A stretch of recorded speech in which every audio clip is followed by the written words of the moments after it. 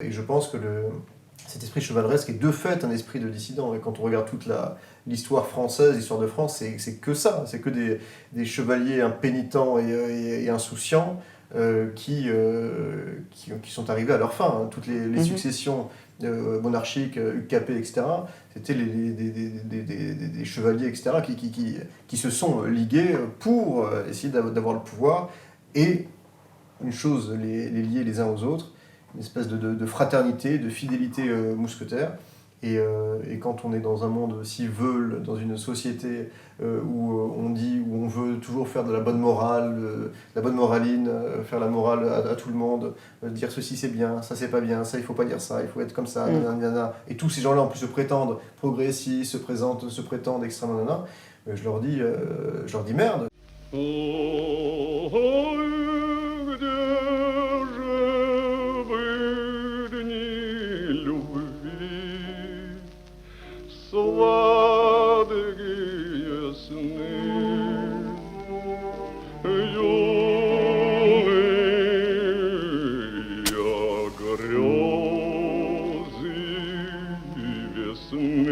Maxime Dalle, bonjour, on est à la librairie du Globe, la librairie russe du Paris, au 67 boulevard Beaumarchais.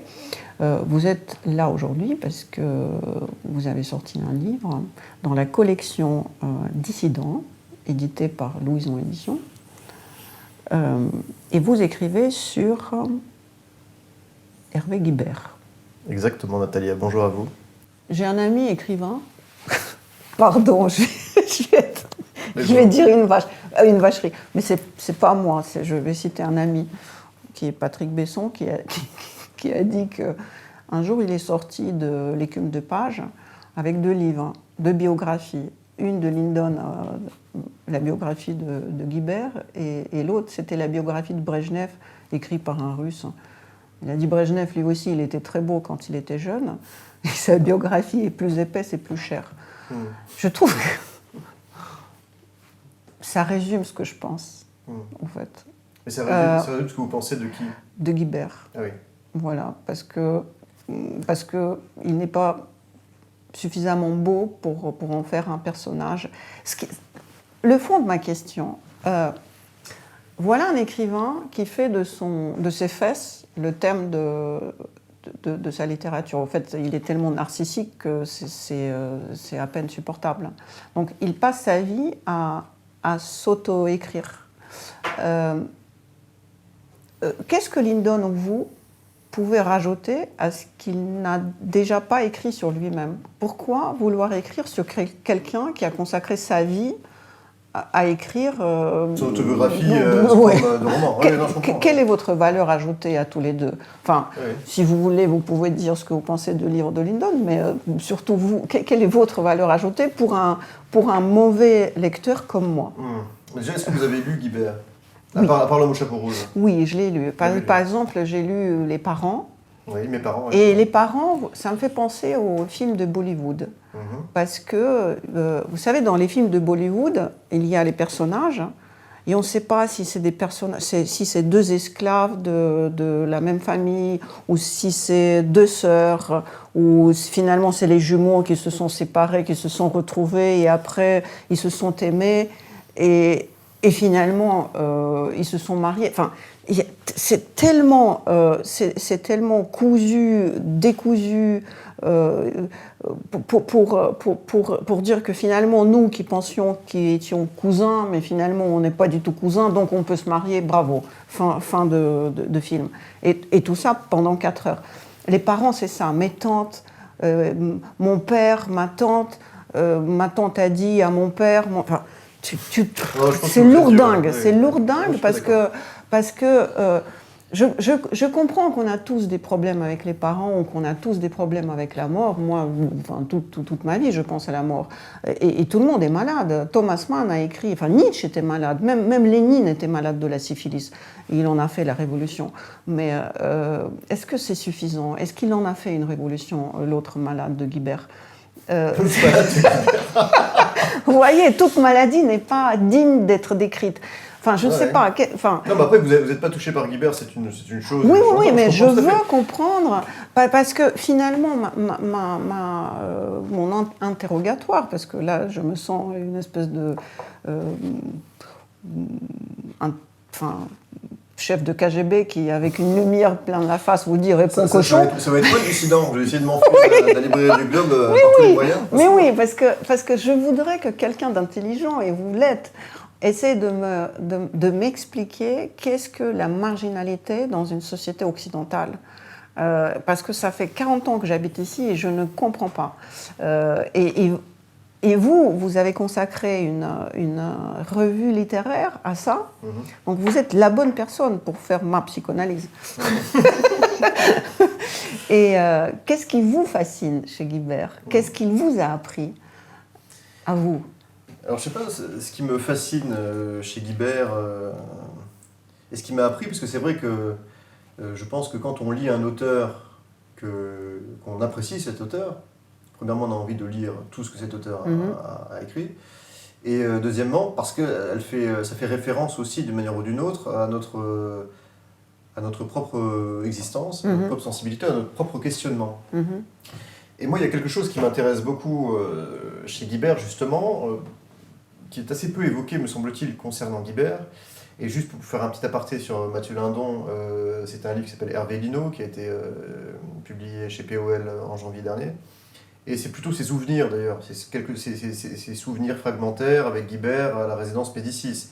C'est pas une analyse ou une entrée dans la littérature de Guibert. C'est un peu plus de 100 pages sur ses souvenirs qui l'ont lié à Guibert, où il y a d'ailleurs quelques pages qui sont émouvantes, comme dans toutes les histoires d'amitié, de fait. Mais moi, sur le coup, j'ai pas connu Guibert, parce que Guibert est mort en 1991, je suis né en 1989, j'avais 2 ans quand il est mort.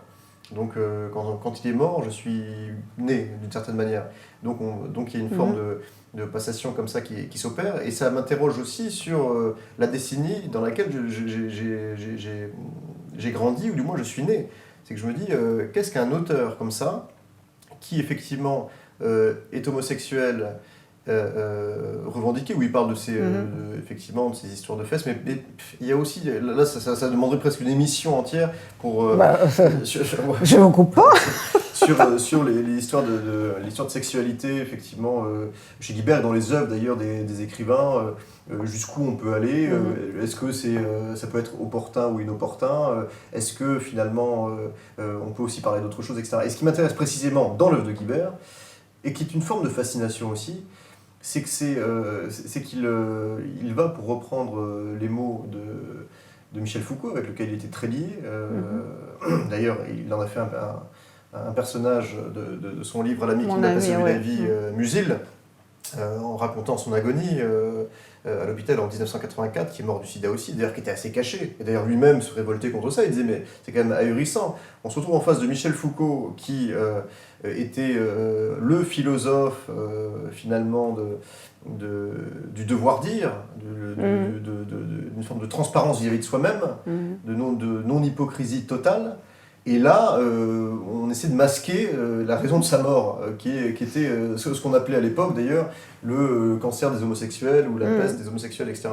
Et il trouvait ça étonnant, et lui-même d'ailleurs, parce qu'il faut aussi se remettre dans les conditions de l'époque. J'ai regardé beaucoup d'archives sur ce qui se disait, sur ce qui se faisait, même en termes d'émissions dans les années 80.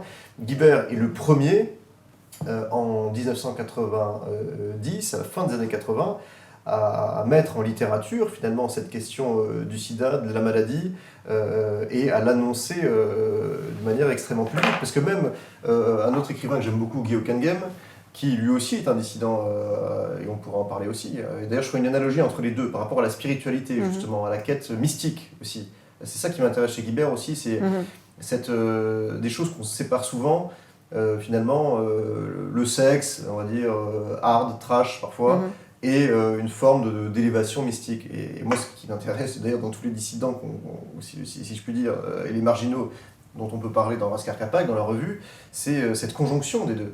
C'est cette horizontalité, ce caractère charnel de la vie, où on va jusqu'au bout de ses envies, de ses passions, pas forcément de ses pulsions, parce qu'il y a quand même aussi une forme d'éthique propre, mais on va au bout en tout cas de ses envies, d'une manière très à Alexis Zorba, pour reprendre ce personnage extraordinaire de Kazantzakis, c'est-à-dire d'une vitalité nietzschéenne très forte, on va jusqu'au bout des choses, de ses envies, et en même temps avec une verticalité qui nous pousse à nous dire j'ai envie effectivement d'être plus grand, d'être meilleur, d'être encore plus soi-même, et peut-être aussi d'avoir une altérité avec une transcendance, pourquoi pas. Guy Hockenheim, à son époque, qui lui aussi était militant homosexuel, qui est mort du sida, et dont d'ailleurs il a écrit un livre, un roman autour du sida, Ève.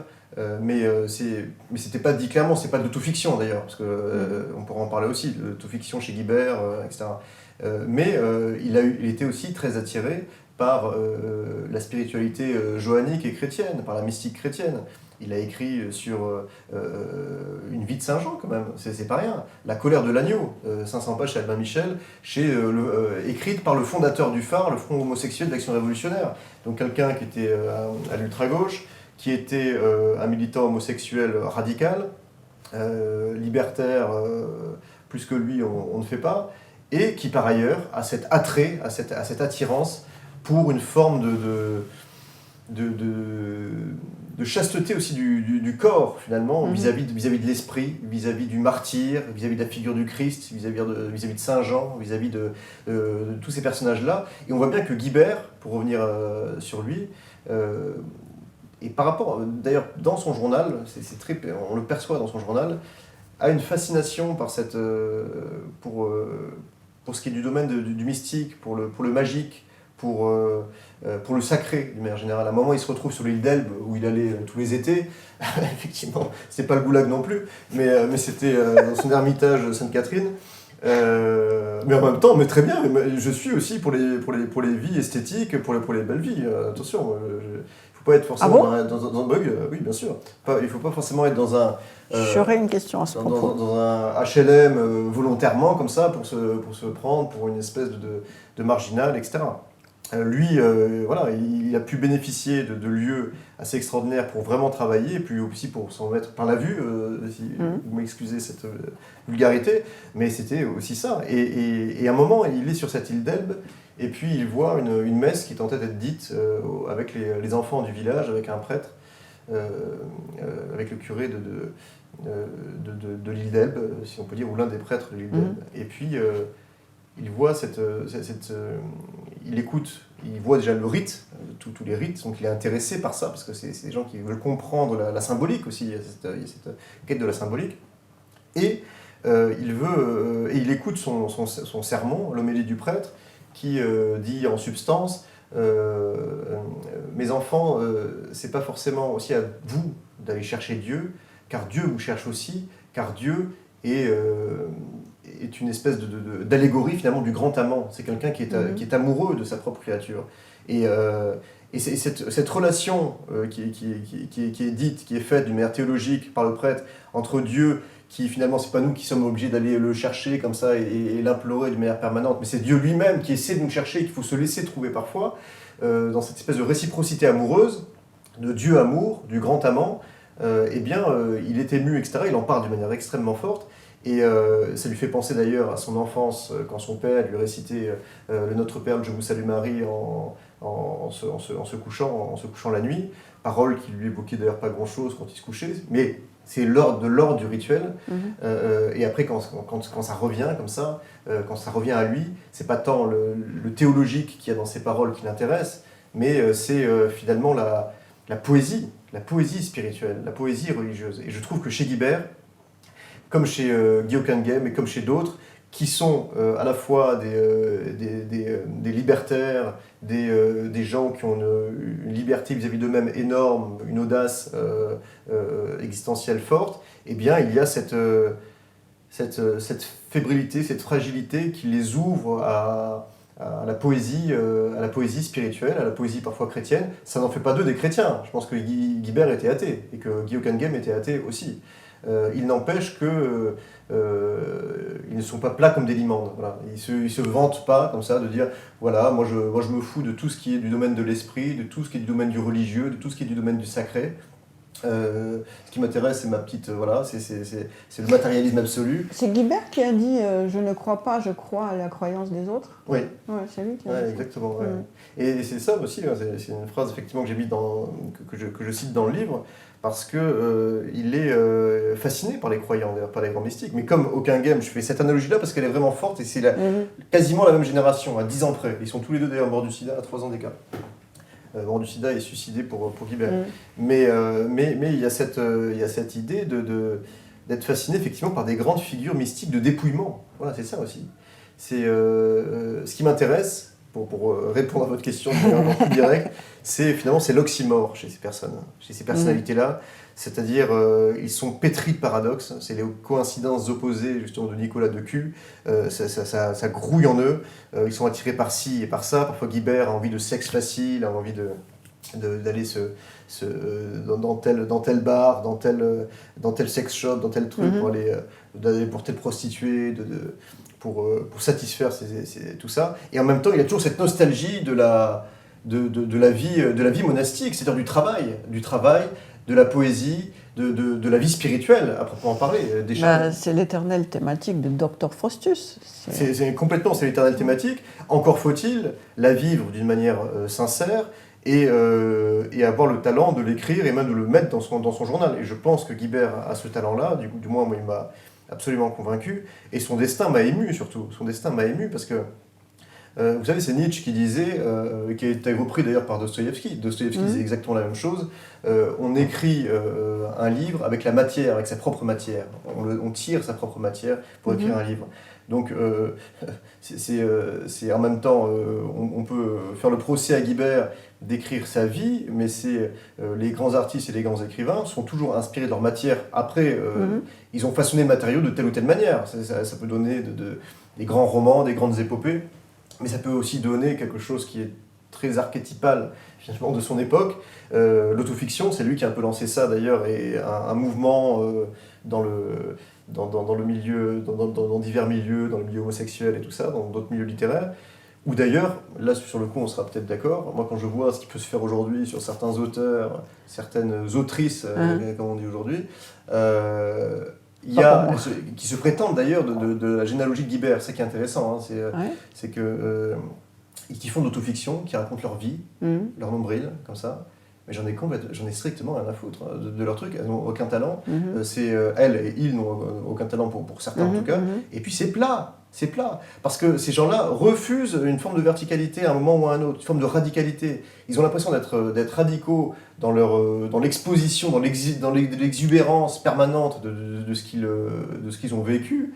Mais raconter, je ne sais pas, telle ou telle chose qu'on a vécue dans sa vie, et puis en faire des tonnes et n'en plus finir, et de se mettre dans une dimension extrêmement psychologisante finalement de la littérature, et non plus dans une recherche du bon mot, non pas du bon mot, mais de la juste phrase, de la sonorité des mots, du style, de la mise en concordance avec tous les autres maîtres qui ont fabriqué Guibert, parce que Guibert, c'est un produit de plusieurs artistes aussi. On est tous fabriqués de nos parents, certes, mais aussi quand on écrit et quand on crée, d'une généalogie spirituelle, d'une généalogie qui n'est pas une généalogie de sang. Et Guibert se place précisément dans ces êtres qui ont voulu s'attaquer au corps, au sens de le décortiquer et de l'ouvrir, mais à côté aussi une quête très intime du pourquoi, du comment de la destinée, de sa propre destinée, avec une élévation qui est là. Et moi d'ailleurs dans le livre, j'ai voulu appuyer sur cette, me semble-t-il, sur ce point, sur cette fragilité un peu christique. C'est pour ça qu'aussi il y a un langage, effectivement, moi-même qui suis chrétien, je suis chrétien et plein d'autres choses, mais c'est vrai que je suis touché par le Christ, par sa vie, par la poésie chrétienne, comme Guibert, en quelque sorte. Et c'est vrai que je vois à travers lui, à travers sa destinée, non pas un alter Christus, un autre Christ qui va monter sur sa croix, mais une forme de martyr qui n'a plus rien à perdre aussi. C'est ça qui m'intéresse chez lui, c'est qu'il continue à écrire, non pas par vanité, etc., mais parce qu'il n'a plus rien à perdre et qu'il veut montrer jusqu'à la dernière goutte, finalement, de vie qui est en lui, quelle est l'expression de ses sentiments, à la fois de corps, de chair, mais aussi d'esprit. Voilà. Et je crois que c'est en ce sens aussi que autofiction, j'aime pas trop ce terme, mais autofiction, en tout cas autobiographique, oui, bien sûr, avec du style. Dans nombre de ces livres où il y a des phrases vraiment magnifiques, je pourrais en faire un récital, et à côté de ce qui peut se faire aujourd'hui, finalement 40 ans plus tard, 30-40 ans plus tard, dans le domaine de l'autofiction, où effectivement, là, on sera peut-être d'accord, je trouve qu'il y a une espèce de narcissisme très dérangeant, parce que c'est plat, parce que c'est emmerdant, parce qu'il n'y a pas de style, parce qu'il n'y a pas de musique, mais je vous assure que quand on découvre l'œuvre de Guibert dans son intégralité, ses photos aussi, quand on se plonge, comme je l'ai fait pendant plusieurs mois dans tous ces livres, on en ressort à la fois... moi, il m'a pris à la gorge à certains moments, quand j'ai fini son journal intime, Le Mausolée des Amants, j'avais le souffle coupé, sérieusement, j'avais le souffle coupé, je me disais, mais ce type a tout donné, quoi. Et moi, ce qui m'intéresse, c'est les gens qui donnent tout. Et comme disait François Mauriac de Jean-René Huguenin, et après j'arrête là, c'est Huguenin qui est mort à 26 ans, il est déjà sauvé parce qu'il sera jugé sur sa fin. Je reviens vers votre revue littéraire et je suis tombée sur la lecture de comment il s'appelle, Arditi, de Huguenin, de son journal. J'étais en exil dans mon époque.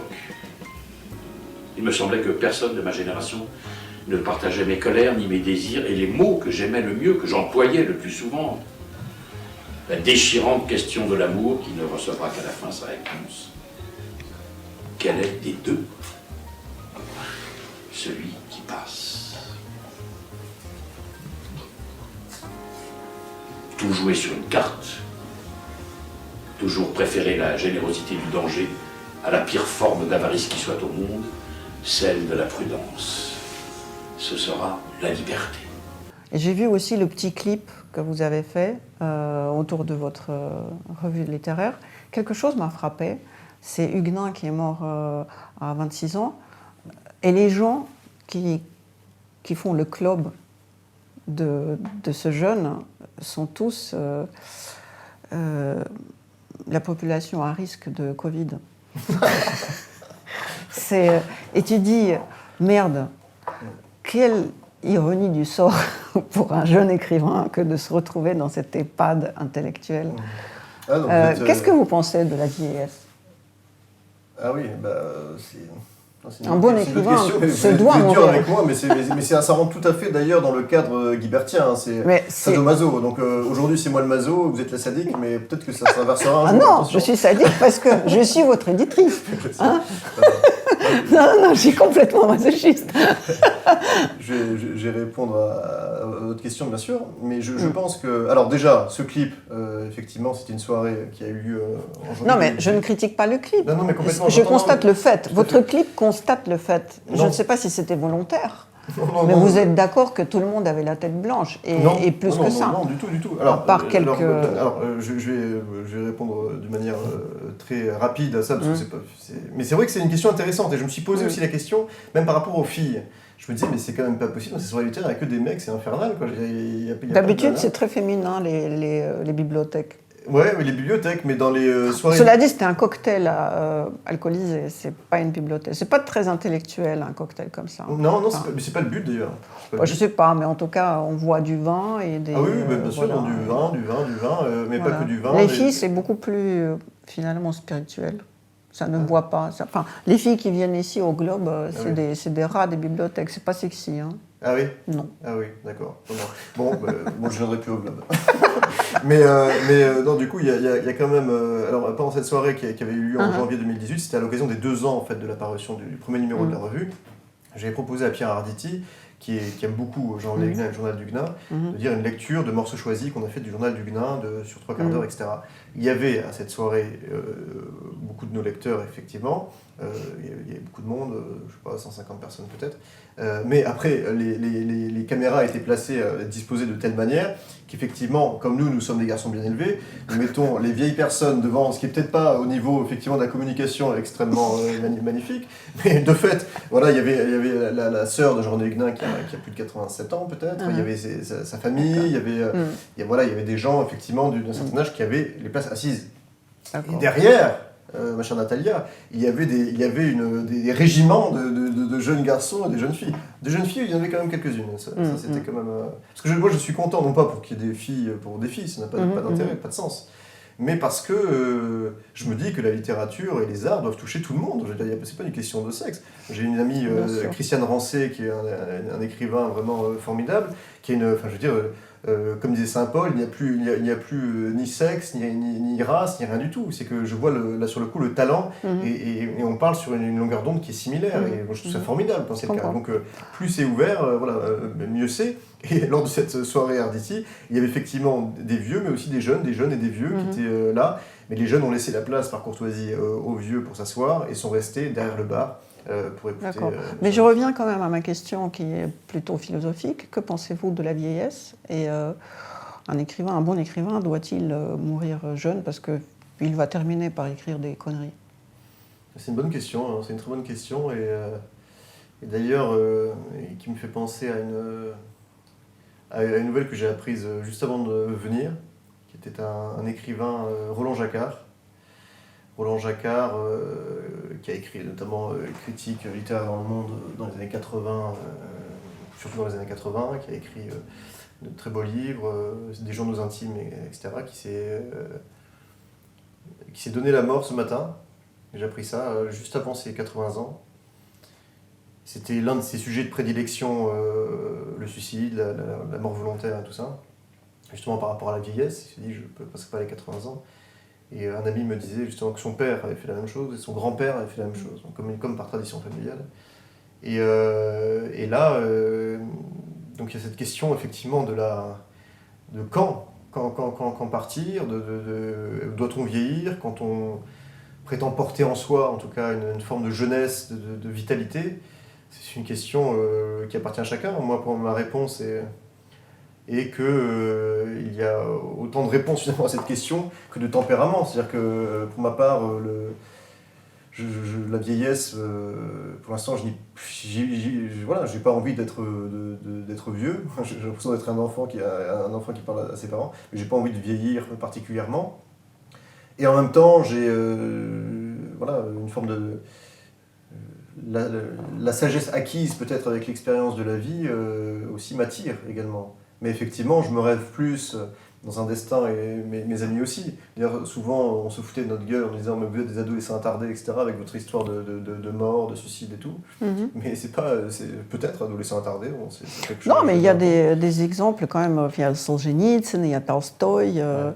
En vieillissant, ils n'ont pas amélioré leur plume. Ouais. Enfin, en tout cas, leurs idées.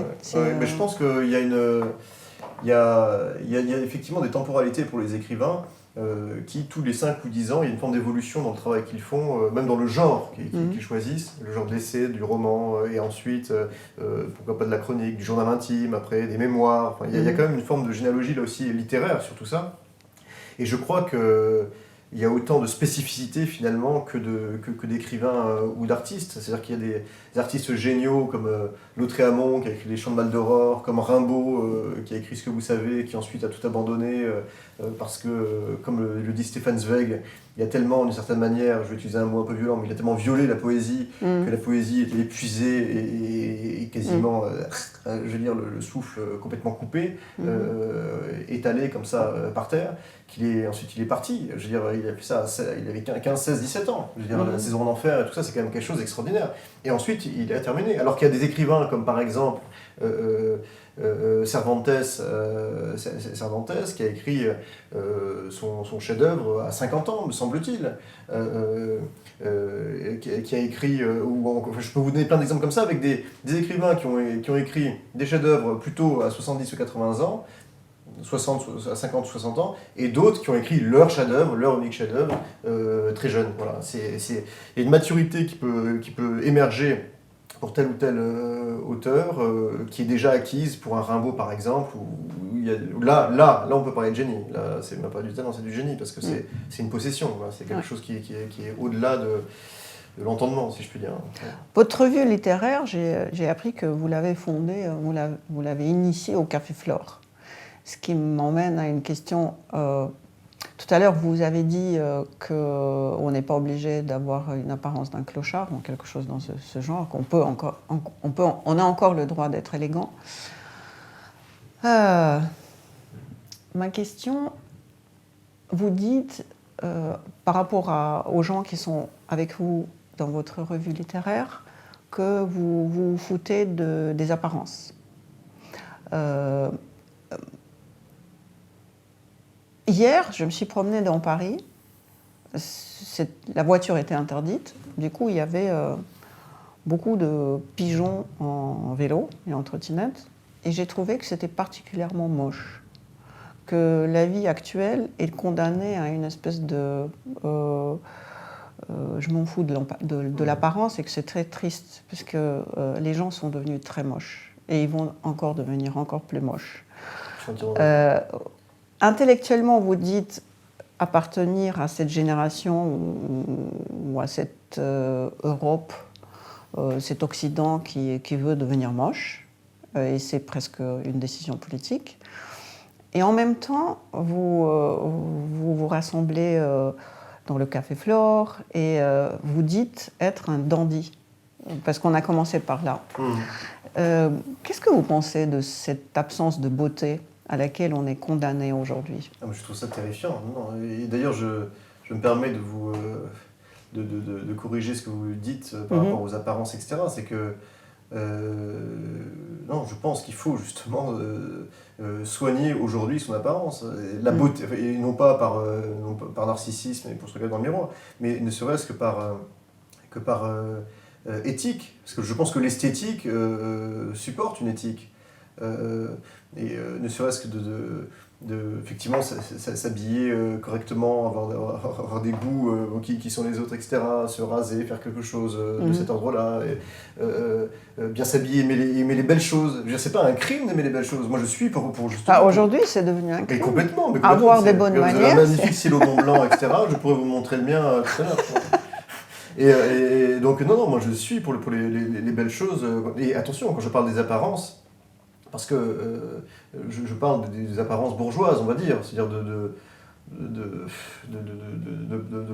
devanture, de paravent, c'est ça, je trouve ça, voilà, c'est un peu ridicule, mais pas du tout d'apparence physique ou esthétique. Je suis pour la beauté, y compris la beauté des êtres, qu'on doit prendre soin de nous. Et d'ailleurs, souvent, on parle d'anarchisme, etc., d'anarchisants, etc., parce que nous... Moi, je ne me réclame pas d'ailleurs ni dandy ni anarchiste, mais effectivement, je sens en tout cas que j'ai des collusions avec des courants anarchisants, individualistes plutôt, et des courants bien sûr dandy, et des figures dandy, où je me sens proche d'eux, tout simplement. Oscar Wilde, de Barbé d'Aurevilly, quand je les lis, je me sens proche d'eux. Donc ça veut dire que c'est pas moi qui essaie de me faire ceci, c'est que je me sens proche d'eux dans leur manière de concevoir à la fois l'esthétique et l'éthique, mais aussi leur littérature, voilà, qui m'emporte. Et je pense que précisément l'anarchisme, ou en tout cas quelque chose qui est du domaine de la liberté, d'une grande audace libertaire, doit s'accoupler, s'apparenter à une forme d'esthétique assez rigoureuse, assez extraordinaire, parce qu'on n'est pas libre en foutant n'importe quoi et en étant délabrer complètement. Je pense qu'on est davantage libre dans ce que l'on fait de sa vie, quand on se tient droit. Vous voyez ce que je veux dire Voilà, on va ouvrir le nouveau mouvement des dissidents. Ah ben oui. N'est-ce pas On l'a trouvé. On l'a trouvé. Une autre question concernant votre revue. Corrigez-moi si je me trompe. Vous voulez faire en Uruguay une espèce de colonie une résidence ou quelque chose qui ressemblerait à une structure phalanstérienne. Voilà, c'est ça. Pourquoi le faire en Uruguay? Parce que la France, c'est pas une espèce de union des... comment dire? Si je comprends bien ce mouvement qui vient d'un philosophe français, c'est une fracturation de la société jusqu'à quasiment des maisons et l'abnégation de la famille. En France, on enlève un bébé à 3 ans, aujourd'hui c'est obligatoire, de la famille parce que le système doit l'éduquer, l'obligation de la maternelle. On a détruit en France le rôle de la famille, il y a belle lurette. Donc c'est déjà, cette société, elle est déjà construite. Elle est fracturée parce qu'aujourd'hui on vit, enfin tout le monde en parle, hein, on se fracture davantage, il n'y a plus de partis politiques, c'est plus des petites tribus qui se forment. Bientôt, ça va être des quartiers, et puis ça va être un pâté de maison, et puis jusqu'à... donc, c'est déjà réalisé ici. Pourquoi aller aussi loin en Uruguay pour essayer de raviver cette idée utopique d'un philosophe français? Alors, je ne savais pas que vous étiez au courant, mais c'est très bien. Non, je réponds à cette question. Parce que je suis effectivement en train de travailler là-dessus. Je vais partir en Uruguay, si tout va bien, très très bientôt. Je ne donne pas de date parce que je ne sais pas quand la vidéo sera diffusée, si vous la diffusez intégralement, mais voilà, normalement en octobre. Là, mais après, ne serait-ce qu'au niveau enfin bon, pour des raisons, des Covid, des trucs, les frontières sont fermées, donc il faut justifier une présence professionnelle, ce qui est le cas en l'occurrence. Ça va être drôle de justifier. Je vais faire péter le monde, je vais faire la révolution mondiale. Parce que c'est ça qui est intéressant, et souvent d'ailleurs on fait un peu ce reproche de nous dire vous voulez, voilà, vous avez des velléités effectivement révolutionnaires, mais au sens existentiel du terme. Là, je reviens toujours à ça, non pas politique, mais voilà. Et en même temps, alors nous on va pas au Café de Flore, on a l'hôtel Swan, on a d'autres lieux effectivement qui sont des très beaux lieux. Et n'empêche qu'effectivement on peut fréquenter aussi ces lieux-là. Mais il n'y a pas forcément de contradiction. Par exemple en Uruguay, là c'est les prémices. Mais je suis en contact avec l'Alliance française, les universités uruguayennes, je travaille avec eux en réalité pour faire ça. Je veux dire, c'est le début. Mais je vais assurément continuer à travailler avec eux. C'est-à-dire que je vais pas tout seul comme ça avec ma colonie et en disant bon on va poser notre clopin de terre ici et puis on va fonder un truc, voilà, un phalanstère, etc. C'est que j'ai envie de faire que les choses soient à la fois bien faites, mais je pense qu'on peut justement faire une très belle structure avec au sein de cette structure, dans la manière dont évolue cette structure, par les artistes, il y aura des grandes têtes artistiques qui viendront, il y aura des artistes plus débutants, si je puis dire, mélanger aussi ça, et après je vais vous dire pourquoi l'Uruguay. Des artistes uruguayens également qui seront là.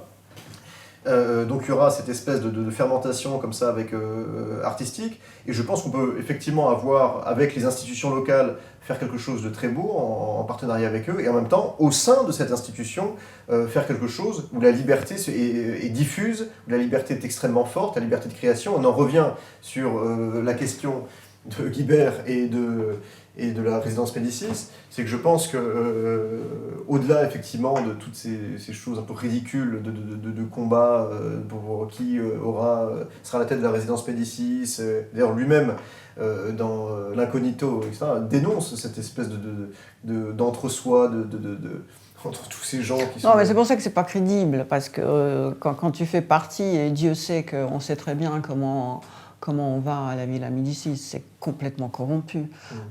Donc s'il fait partie de la machine de corruption, il ferme sa gueule, quoi, il ne dénonce rien, c'est ridicule. Non, parce que je pense que quand il était... Moi, honnêtement, après, c'est pas une thématique, s'agissant de Guibert, qui m'intéresse beaucoup. Moi, ce qui m'intéresse, c'est qu'il est allé là-bas avant tout pour écrire, et après tout le reste, tout ce qui est aux alentours, parce qu'il n'a pas fait de grandes dénonciations en disant c'est scandaleux, il n'était pas du tout comme ça, c'était plutôt, il se sert aussi des personnages qui l'entourent, de son entourage, pour en faire des personnages aussi de fiction, mais inspirés de la réalité. Mais comme tous les grands personnages d'ailleurs de romans ont été inspirés par les auteurs de tel ou tel, de tel cousin, de tel frère, de tel voyou, de tel ceci, de tel cela. On s'inspire toujours de la réalité. Et donc juste pour en terminer sur cette idée de résidence finalement artistique, c'est que, donc c'est des prémices, il y a tout un travail à faire sur place, c'est pour ça qu'on va y aller, pour voir ce qui est possible, pour voir les structures qu'on peut nous proposer, de voir comment on répartit finalement un petit peu les décisions de cette résidence prochaine. Et surtout de se dire voilà, qu'au sein de ça, de telles structures, on peut créer librement, parce que moi je pense qu'il y a un problème fondamental en France et partout ailleurs, d'ailleurs en Europe, c'est que beaucoup d'artistes, beaucoup d'écrivains notamment, qui ne bénéficient pas du statut d'intermittent du spectacle, donc qui ne sont pas payés par l'État après 100 heures ou 150 heures ou 200 heures, je ne sais plus exactement quels sont les trucs, de bourse de l'État. C'est-à-dire qu'aujourd'hui, pour être écrivain, quand on veut écrire, eh bien, vous êtes obligé de travailler à côté. Enfin, pour l'extrême majorité. Comme tout écrivain, tous les écrivains dignes de son nom. Tchekhov était médecin, Bulgakov était médecin aussi. Enfin, tous les grands écrivains travaillaient par ailleurs. Celui qui se fait payer pour écrire, souvent, est mauvais. Non, alors pas forcément. Pas forcément. Mais non, alors moi, d'ailleurs, c'est pas celui-ci qui m'intéresse. Moi. Celui qui m'intéresse, effectivement, c'est celui qui va écrire jusqu'au bout. Même d'ailleurs parfois dans une espèce de pauvreté absolue. Van Gogh par exemple, on parlait de peinture, Van Gogh m'a toujours fasciné. Voilà, dans ce jusqu'au boutisme, comme Soutine d'ailleurs aussi, ils sont allés jusqu'au bout. Ces gens, ils n'ont pas du tout connu la notoriété de leur vivant, etc. Mais moi, par cette résidence artistique en Uruguay, par cette structure, on va voir comment on va organiser ça. Je veux permettre, ne serait-ce que pendant 1 mois, 2 mois, 3 mois, à des jeunes artistes, des artistes plus confirmés, à la fois de faire effectivement des rencontres de haut vol, mais surtout de leur permettre de pouvoir écrire sans se soucier pendant 2 mois, 3 mois. Eh bien, enfin, c'est une idée qui existe déjà. Oui, bien sûr. Enfin, le fond de ma question, si vous n'avez pas compris, c'est le mot Phalenster. C'est-à-dire que c'est quand même une sacrée connerie comme concept. Et c'est ça, c'est que vous parlez de Phalenster, vous ne parlez pas de la résidence artistique. Or, c'est le communisme craché. C'est des mots qui m'effraient. C'est-à-dire, et j'ai l'impression que comme vous avez déjà réussi cette phalensterisation en France, du coup, vous voulez maintenant l'exporter en Uruguay. Comme la peste. Mais oui, c'est ça. Non, parce qu'il faut s'entendre justement là. Donc ma question est beaucoup plus méchante. Oui, j'espère bien. Par rapport, je vous trouvais un peu trop gentille. Par rapport aux résidences, les résidences, je ne crois pas du tout au tirage au sort pour les résidents, parce que je pense que qui dit résidence dit tout de suite corruption de choix des résidents. J'en sais quelque chose parce que je sais qui des Russes était à la Villa Médicis et franchement, personne n'est devenu écrivain ou quelque chose et ne peut être. C'est juste soit la paresse des organisateurs qui se donnent pas la peine d'aller chercher parce que bon, il y a quelqu'un qui est déjà à Paris, tiens, on va l'inviter. C'est jamais un travail non corrompu, c'est toujours une relation, un lobby. Enfin, c'est un peu comme un autre écrivain qui fait partie de votre liste des auteurs de votre revue, qui était le fournisseur de Cocteau en cocaïne et qui, grâce à lui, voulait entrer à l'Académie française. C'est de ça que je parle. Les résidents, c'est toujours des relations. Oui, c'est sûr. Donc, ma question, c'était pourquoi vous avez choisi Phalenster ce mot horrible, c'est comme la commune, vous voyez. C'est autre chose. Mais alors, pourquoi le mot Phalenster? Alors, je trouve que c'est pas du tout un mot horrible pour ma part. Là encore, on va devoir faire une petite séquence de définition parce que, comme avec Dissident, vous voyez, dès le départ, on avait. Écoutez, il y avait un Français qui a inventé ça. C'est une espèce de caserne. Une caserne militaire, tout à fait, comme un palais d'hiver. Il y a au centre, il y a des apparatchiks. D'ailleurs, au centre, il y a les apparatchiks au repos, et puis les autres cons qui sont à droite à gauche, qui bossent, et pas de famille, surtout pas, parce que, bon, enfin... Je pense que enfin, quand vous apprendrez à me connaître davantage, vous verrez que quand j'emploie ces mots, alors sans doute que je les dévie de leur définition originelle et stricte. Ça, c'est une certitude. Mais, non, mais je vais aller... Oui, j'ai une autre... tout à fait. On peut être tout à fait aujourd'hui, on n'a pas honte de dire que dans la jeunesse, on était trotskiste. Enfin, quand on est trotskiste, on est trotskiste. On est quand même un homme à abattre. Enfin... Non, moi, je suis pas trotskiste. Mais ce que je veux dire, c'est qu'on peut pas jouer avec ces mots-là. Ah oui, pour moi, après, dans chaque définition... Phalanstère, c'est quand même pas anodin. Et alors, quand vous prétendez comment dire, exporter ce truc inventé en France dans des pays qui n'ont rien fait de mal, je trouve que c'est criminel. Oui, non, je suis un criminel. Non, vous allez bien comprendre que ça n'a rien à voir avec la criminalité. Quoique, il y a des choses dans les grands crimes, pas dans les criminels d'ailleurs, mais dans les grands délinquants, d'ailleurs, les artistes, les grands délinquants, les Jean Genet, les Pasolini, etc., qui m'intéressent beaucoup. D'ailleurs, on va en parler aussi, ça, des caractères délinquants de certains des artistes, dont on a parlé d'ailleurs dans Oscar Capac, considérés par l'État, par la loi, comme des délinquants, comme des gens à mettre en prison et assassiner, bien sûr, parce que tout le monde est gentil avec les autres, tout le monde veut assassiner systématiquement celui qu'il faut montrer du doigt. Ça, c'est une autre question. En tout cas, sur le côté phalanstère, alors déjà, premièrement, je trouve que phalanstère est un beau mot. C'est la contraction de phalange et monastère. Donc phalange, effectivement, c'est ce que vous disiez, constitution d'un collectif, en quelque sorte, et monastère, dans un cadre architectural, effectivement, voilà, qui était le palais phalanstérien pour Charles Fourier. Ça a été un néologisme inventé par Charles Fourier, donc qui était un socialisme utopique du 19e siècle, ça c'est une certitude. Charles Fourier a écrit une œuvre conséquente. Dans cette œuvre conséquente, il y a de tout. Il y a de tout.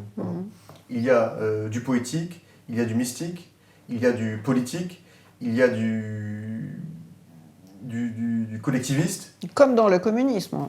Il y a du Malevich, il y a du Lénine, il y a du Marx. Mais au fond, c'est de la merde. Non, vous voyez, parce que sur le coup, vous prenez les choses d'une manière idéologique, alors que moi, par rapport à Fourier, je ne les prends pas d'une manière idéologique. Pour la raison est simple, et c'est pas moi qui, Maxime Dahl, en fait, prend des concepts comme ça et puis fait n'importe quoi avec, etc. C'est pas ça. Quand vous voyez par exemple Stendhal, qu'on ne peut pas soupçonner d'être un socialiste utopique, ou un collectiviste, ou un pré-communiste, ou un proto-communiste. Stendhal était fasciné par Fourier, parce qu'il faut le lire aussi, l'œuvre de Fourier. Et vous vous rendez compte que c'est déjà une œuvre très complexe, une œuvre très paradoxale aussi. Et Stendhal pointait du doigt le fait que... Est-ce que Fourier n'a pas compris, disait-il, dans un de ses ouvrages dont j'ai oublié le nom, c'est que... même si on fait des communautés, des sociétés autogestionnaires avec telle personne, voilà, comme ça, organisée, en forme un peu pyramidale, etc., il y aura toujours un salaud, un voyou, un voleur, un menteur, un ceci et un cela. Donc, c'est en ça que le phalanstère, selon Fourier, si on a une vision extrêmement figée du fouriérisme, est impossible et utopique. Et moi, pour tout vous dire, je n'ai pas envie d'aller dans un phalanstère de la sorte, un phalanstère fourriériste qui serait fait par tel ou tel petit capot et qui voudrait dans tous les cas essayer de diriger après le truc et de recréer une espèce d'autre famille et puis après en fait c'est toujours donc ça on est entièrement d'accord là-dessus, sauf que Fourier, d'ailleurs les spécialistes de Charles Fourier, Simone de Beauvoir, René Scherrer et d'autres encore, sont des philosophes qui nous disent aussi, après c'est une étude extrêmement précise du fourriérisme, que dans le fourriérisme il y a Charles Fourier et ensuite il y a des ramifications partout. C'est-à-dire que dans le fourriérisme, en réalité, vous avez une lecture poétique de Charles Fourier, qui est la mienne, qui est une lecture qui a été faite aussi par André Breton et par tout le mouvement surréaliste dans les années 20 ou 30.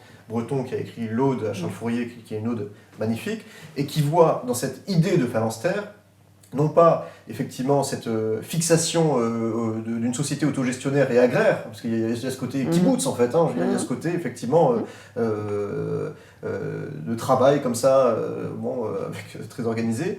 Un petit goulag.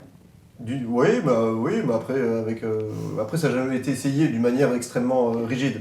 Mais voilà, et ce que nous dit Breton aussi, c'est qu'en fait ce qui les fascinait chez Fourier, ce qui me fascine aussi chez lui, c'est que ce type, alors que c'est le grand siècle des idéologies, etc., vient d'une espèce d'autre planète, a une forme de sensibilité un petit peu presque mystique, hein, d'ailleurs, à certains moments. Je veux dire, il annonce des choses par rapport aux planètes, par rapport au cosmos, par rapport à l'espace, par rapport à des tas de choses qui ne sont pas du matérialisme pur et organisationnel. Et Breton est fasciné par cette idée de phalanstère aussi, pour une raison très simple, mais qui fascine tous les artistes en réalité. C'est d'imaginer un phalanstère qui ne serait non pas un phalanstère agraire, mais un phalanstère, donc une phalange monastique, donc une espèce de structure résidentielle où l'individualité serait absolument respectée. C'est ça qui fait la différence sur le coup. J'assume, moi je m'écarte du fourriérisme, c'est que je ne suis pas du tout collectiviste, absolument pas. Mais ce qui m'intéresse chez lui, donc c'est cette dimension-là, altère à côté de la société en réalité. C'est de pouvoir fonder des niches de création, de passage, des lieux de passage pour des artistes, mais c'est une idée assez vieille en réalité. Et c'est ça que j'ai envie de faire. C'est pas du tout d'aller coloniser l'Uruguay pour ensuite être le nouveau Staline uruguayen. Non, c'est pas ça. Vous me rassurez. Non, c'est pas du tout collectiviste. Mais voilà, vous voyez ce que je veux dire, c'est qu'il peut y avoir une lecture poétique et de Fourier, qui a été initié par les surréalistes, et en se disant, bon, voilà, il y a cette idée de ligne de fuite, de lieu d'asile, d'exil, etc., que Fourier nous propose aussi. Il faut bien sûr, attention, se détacher, en tout cas, moi c'est ce que je pense, de la pureté doctrinale, parce que Fourier n'est pas un doctrinaire en réalité, voilà, il faut s'en détacher de tout ça. Maxime, quel était votre acte dissident personnel, s'il y en avait un? Ouais. Acte, pas une pensée. Ah oui, non, un acte. Ben, c'est précisément ce dont on vient de parler, c'est-à-dire c'est à venir. Ouais. Non, mais il y a des choses que j'ai déjà faites, parce que je suis sur le coup beaucoup pour les actes. Et non pas pour l'ergotage comme ça en disant c'est super, etc. Puis je me retrouver à 80 ans et puis finalement d'avoir été une espèce de salonnard à dire des trucs révolutionnaires et puis en chemise à col Mao et puis être très content comme ça. Non, je pense qu'effectivement il faut toujours fixer des dates, fixer des actes, les réaliser, que ce soit par les revues qu'on a faites, par des grands reportages, parce que je suis journaliste aussi par ailleurs, que j'ai pu faire en Irak, que j'ai pu faire ici ou là, etc. C'est des choses qui n'étaient pas de la dissidence en tant que telle, mais qui sont des actes que j'ai faits. Et depuis, en tout cas, depuis mes 16 ou 17 ans, j'ai une conviction, alors que j'ai évolué depuis 15 ans quand même, mais j'ai une conviction qui ne m'a pas lâché, c'est de me dire que la vie doit être avant tout une vie d'ordre philosophique, d'ordre métaphysique, et qu'il ne faut pas justement être dans une espèce de convention de petit bourgeoisisme permanent, et de se dire, voilà, l'insertion sociale, tous ces trucs-là, etc., où il faudrait être commun finalement avec tous nos contemporains, la manière dont on nous propose le truc, le salariat et tout ça. Et c'est pas du snobisme. Je me dis juste qu'au bout d'un moment, on est sur Terre de manière extrêmement anecdotique. Les dinosaures ont disparu il y a 150 millions d'années. Donc l'humanité a été, en tout cas telle qu'on la connaît aujourd'hui, c'est il y a 12-15 000 ans les hommes préhistoriques, etc. 5 000 ans la civilisation historique avec l'écriture, etc. Je veux dire, on n'est rien, au point de vue du cosmos, de l'histoire cosmique, on n'est rien. Donc la vie de Maxime Dalle, elle est rien du tout, mais c'est la raison pour laquelle, comme je ne suis rien, que je suis juste un grain de sable, je ne suis rien, disait Pessoa, voilà, il y a cette revendication-là aussi. Je ne suis pas grand-chose, mais en même temps, d'avoir le courage de faire cet acte dissident, comme a pu faire Guibert et d'autres encore, de se regarder dans une glace et non pas de se contempler, mais de se dire « Qui es-tu, Maxime ?» Essaie de t'accomplir, essaie d'accomplir ta propre sensibilité, ton propre destin. Et Nietzsche, sur le coup, oui, pour moi, a été une déflagration quand je l'ai lu à 17 ou 18 ans. Oui, mais je veux dire, vous regardez dans le miroir, ça je comprends, vous dites « Essaie de t'accomplir », mais quel était l'acte, le dernier ou le premier acte, ou celui qui vous a qui était le plus compliqué pour vous, concret de la dissidence? Je peux vous donner mon exemple. Hein. Ouais. Hier, je me suis retrouvée, comme je vous ai dit, parmi ces pigeons en vélo, Et puis devant ma maison, il y avait un bouchon phénoménal. Et enfin, moi j'habite dans le 16e, dans le quartier des Nouveaux Pauvres, et il y a une antenne de la Croix-Rouge. Et j'ai vu une voiture qui a mis son gyrophare parce qu'elle voulait vite venir à leur hôtel particulier, un chiquissime endroit. Ils n'étaient pas en mission, hein, ils étaient 2 au volant. Et ils voulaient absolument doubler le bouchon, et je me suis mis devant la voiture parce que j'étais scandalisée. Enfin, vous avez créé un bouchon, vous n'avez pas droit de dépasser parce que vous n'avez pas un mort dans la voiture et tout. Enfin, j'ai failli me faire embarquer dans la police, mais c'était mon acte dissident. Je me suis mise sur la chaussée et je ne les ai pas laissés passer. Voilà. Et j'en suis fière. Parce que c'est pas parce on souffre tous des bouchons, ils n'ont pas plus droit. C'est pas parce qu'ils sont à la Croix-Rouge, ils n'étaient pas en mission. Voilà. Donc c'est plutôt de ça. Enfin, c'est pas de regarder dans le miroir en disant est-ce que je vis bien ou mal. C'est pas ça. D'accord, oui, un acte extrêmement concret. C'est plus anecdotique. Ouais. Enfin, parce qu'être dissident, finalement, ça fait c'est des petits.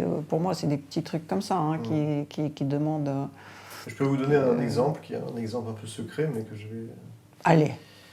J'ai un ami très cher qui est un écrivain français, que connaît bien, Guillaume de Sade d'ailleurs aussi. Oui. Qui a été qui depuis 2 ans a vécu une cabale médiatique énorme, etc., liée à un livre qui a été écrit par une femme. Ah, vous parlez de Matzneff. De Matzneff, etc. Je suis très proche de cette personne. Et on a, pendant 2 ans...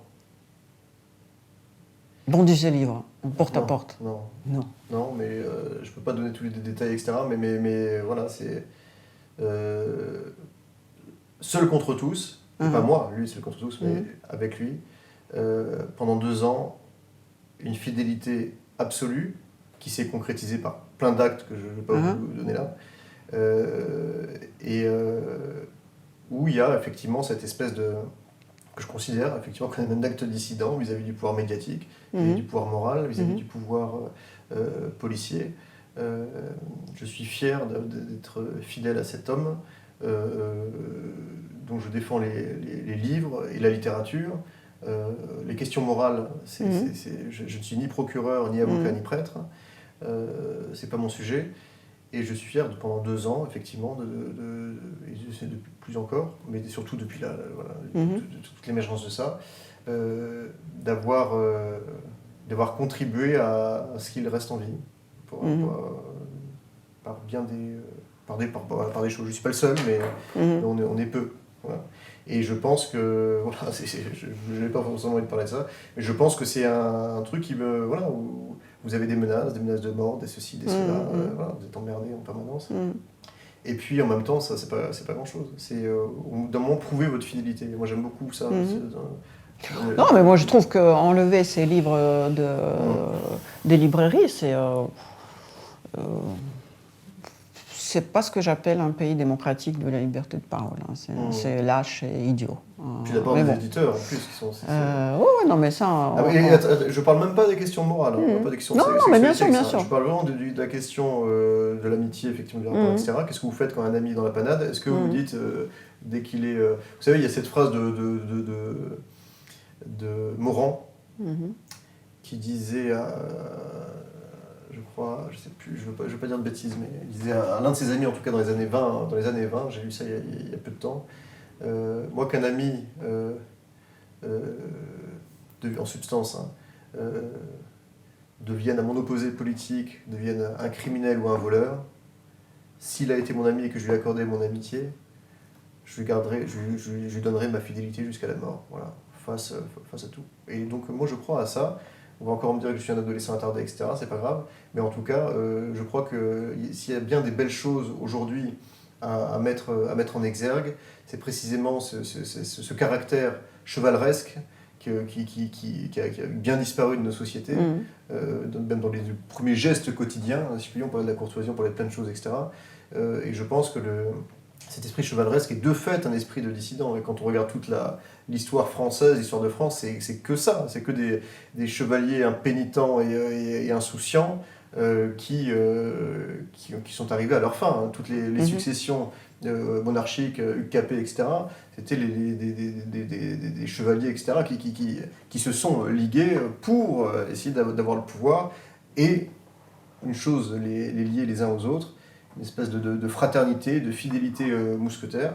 Et quand on est dans un monde si veule, dans une société où on veut toujours faire de la bonne morale, la bonne moraline, faire la morale à tout le monde, dire ceci c'est bien, ça c'est pas bien, ça il faut pas dire ça, il faut être comme ça, nanana. Et tous ces gens-là en plus se prétendent progressistes, se prétendent extrêmement nanana. Je leur dis merde, quoi. Je leur dis merde. Et je sais que, et c'est pour ça qu'il y a cette idée aussi phalanstère, d'ailleurs tout est un peu lié en fait, de constituer aussi, avec une grande liberté individuelle pour chacun, attention, comme ça a été pour la revue, c'était 3 amis, je suis avec 2 amis, c'est 3 amis, un trio très, très, très, très soudé, très très fort, avec des tempéraments très très différents d'ailleurs, qui n'ont rien à voir entre Archibald et Yves et moi-même.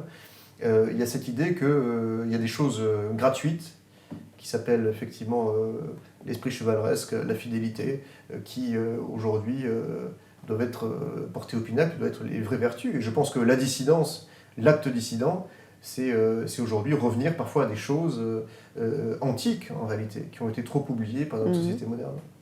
Je viens du pays où la dissidence est une profession qui existe encore et qui va exister et qui a beaucoup de sens. Qu'est-ce que dissidence en France ? Est-ce que ça existe ? Est-ce que ça a encore un sens ? Je pense que le sens dissident, de dissidence, est un sens aujourd'hui qui est largement galvaudé, parce que beaucoup de rebelles, ou de pseudo-rebelles, ou de rebellocrates professionnels se targuent justement de cet adjectif de dissident. Je suis un dissident, je lutte contre le système, je lutte contre ceci, cela, etc. Moi, c'est pas ma définition, en réalité, que je donne de dissident. Il faudrait regarder d'ailleurs dans le Littré, dans le dictionnaire français, pour voir quelle définition exacte on peut donner à dissident. Mais pour ma part, dissident, ça a un sens aujourd'hui dans la société contemporaine française, mercantile, qui finalement est dans une espèce de dimension de société de marché qu'on connaît bien depuis quand même un petit moment.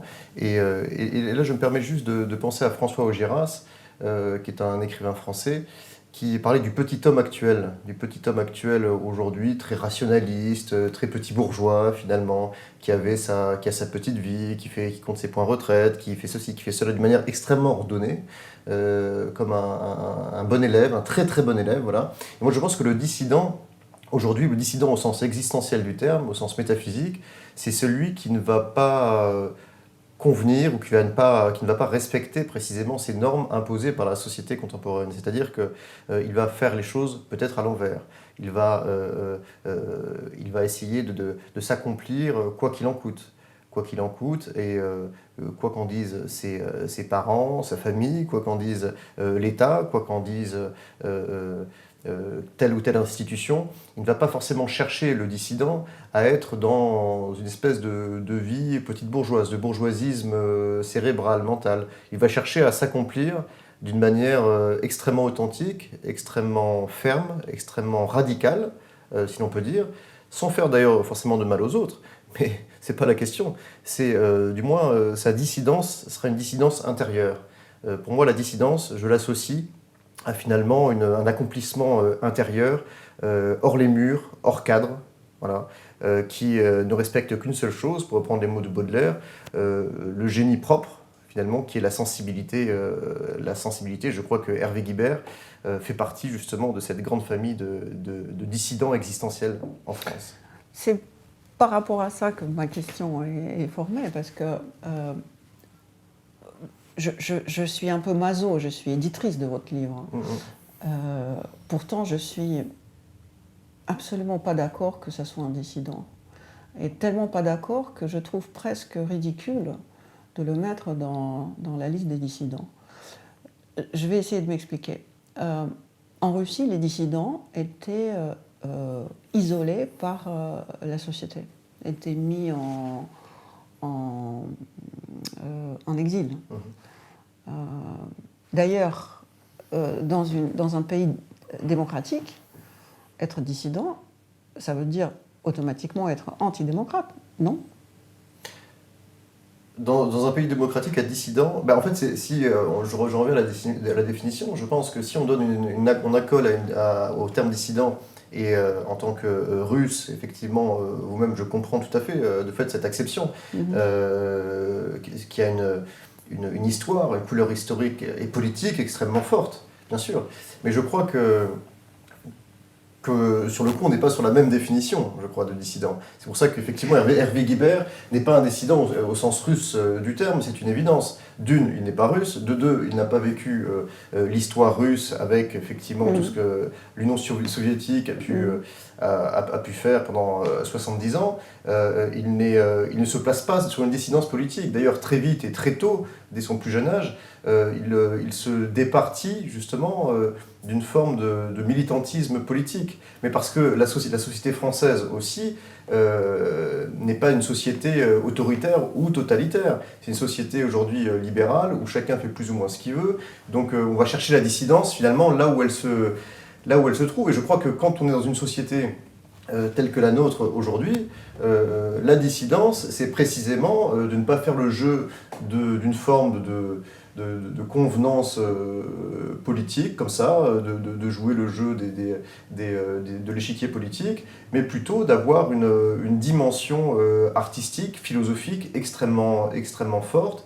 Et je crois d'ailleurs que Guibert, comme les Français, les artistes français, sont aujourd'hui, pour la plupart, en tout cas peut-être ceux qui vont être accolés à cette collection de dissidents, répondent à une généalogie assez précise, qui est celle sans doute aussi des romantiques français, qui est celle des dandys français, auxquels moi je me sens très proche, bien sûr, parce qu'il y a cette dimension d'accomplissement, il y a cette dimension de courage intérieur, quoi qu'il arrive. Il y a des artistes, on pourra peut-être en parler au XIXe siècle, qui sont morts pour leur art, et en ce sens, voilà, on peut peut-être d'ailleurs faire ce rapprochement, qui est, vous me direz, un peu tiré par les cheveux par rapport à l'histoire russe, on est bien d'accord, mais je crois que il y a une dimension presque du martyr dans l'idée qu'on peut se faire du dissident. C'est quelqu'un qui est capable d'aller jusqu'au bout. Bien sûr. Et je pense que Guibert, en l'occurrence, vous disiez que c'était un dissident d'opérette, ou du moins qu'il n'avait rien, et qu'il n'avait pas du tout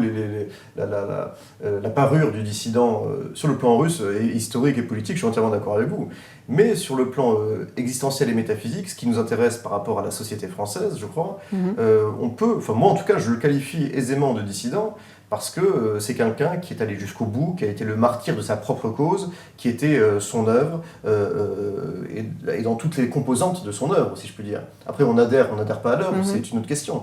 Mais en tout cas, c'est quelqu'un qui est allé jusqu'au bout et qui est mort à 36 ans, suicidé, comme il avait lui-même annoncé, par rapport, si je puis dire, à la maladie qui le touchait, le sida.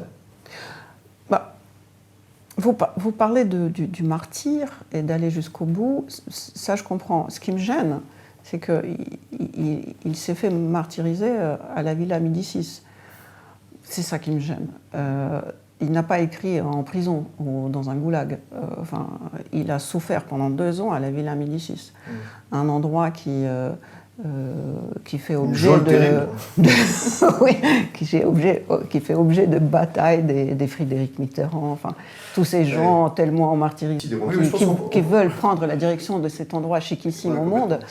C'est ça qui me gêne. Mais je pense que de toute manière, il faut bien distinguer en fait plusieurs choses. C'est qu'effectivement, dans la vie d'artiste, dans la vie d'écrivain, il y a, et tant mieux pour eux aussi, des lieux presque paradisiaques, effectivement, qui n'ont rien à voir avec le goulag, ou avec quelque chose qui nous pousse à être dans une forme de surhumanité, de se dépasser par un courage énorme, gigantesque. Il y a des artistes, et tant mieux, qui ont le loisir de pouvoir faire des résidences artistiques pour pouvoir créer sans se soucier effectivement de gagner de l'argent d'une manière alimentaire. Et donc d'être là pour écrire. Petit aparté, Guibert, quand il était à la Villa Médicis, il est tombé d'ailleurs malade du sida, enfin il a su qu'il était malade du sida au moment où il est entré à la Villa Médicis. Il a énormément travaillé à la Villa Médicis, contrairement d'ailleurs à d'autres auteurs, d'autres écrivains qui sont d'ailleurs par ailleurs devenus aussi ses amis. et qui était beaucoup plus dilettante, qui avait du mal à écrire. Guibert était un forçat du travail, mais ce que je veux aussi, pour sortir un petit peu de la Villa Médicis, ce qui est intéressant aussi, c'est qu'il se juge par rapport à sa mort, le dissident, si je puis dire, ou du moins la trajectoire que sa vie emploie. Guibert, effectivement, est passé à la Villa Médicis, mais la Villa Médicis, ce n'est pas toute sa vie. Et moi, je ne lui reproche pas du tout d'être passé à la Villa Médicis, tant mieux pour lui, et ça a fait des livres encore plus conséquents, encore mieux travaillés. Mais les 2 dernières années de sa vie, quand il a quitté la Villa Médicis, donc nous sommes aux alentours des années 1990-1991, il est mort le 27 décembre 1991, pendant 2 ans, il va être à la recherche presque frénétique comment dirais-je, d'un médicament miracle pour pouvoir le guérir. Il va donner un livre qui est très beau, « À l'ami qui ne m'a pas sauvé la vie », où il raconte qu'il est victime en quelque sorte d'une espèce de machination de la part d'un mythomane de ses amis qui prétend avoir découvert un vaccin contre le sida. Donc pendant 2 ans, il va être à la fois dans cette espèce d'espoir, d'espérance vis-à-vis de sa propre guérison. Il sent qu'il commence à être très malade, il s'affaiblit, il perd 18 kilos en 1 an. Et qu'est-ce qu'il fait malgré tout ?